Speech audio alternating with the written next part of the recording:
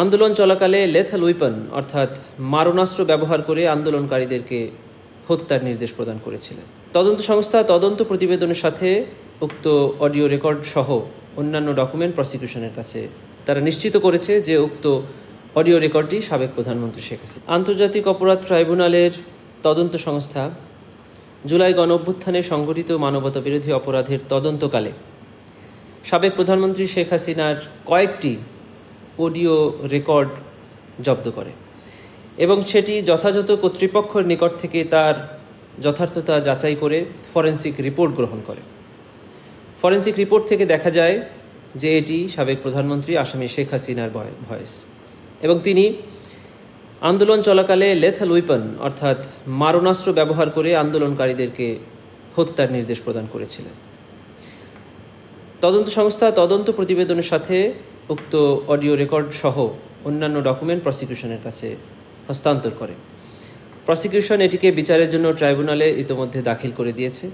আগামীকালকে ট্রাইব্যুনালে অভিযোগ গঠনের উপরে আদেশের জন্য দিন ধার্য আছে। যদি ট্রাইব্যুনাল অভিযোগ গঠন করে তবে প্রসিকিউশন উক্ত অডিও রেকর্ডটি ট্রাইব্যুনালে সাক্ষ্য হিসেবে উপস্থাপন করবে। বসুন্ধরা ট্যাবলেট এখন আরও উন্নত। এই হট এয়ার থ্রো টপশিট দ্রুত শোষণ করে সোনামণিকে দেয় কোমল অনুভূতি।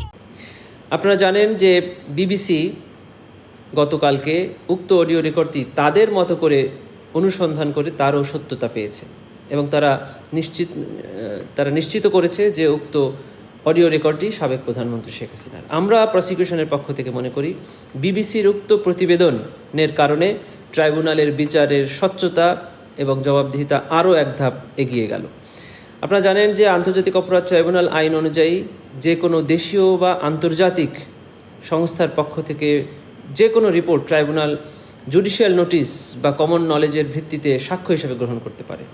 আমরা এটিকে ট্রাইব্যুনালে উপস্থাপন করব এবং ট্রাইব্যুনাল আশা করছি এটিকে যথার্থ রায়ের মাধ্যমে গ্রহণ করবেন এবং এই রিপোর্টের কারণে আন্তর্জাতিকভাবে এই ট্রাইব্যুনালের বিচার স্বচ্ছতা পেল এবং আরও এক ধাপ এগিয়ে।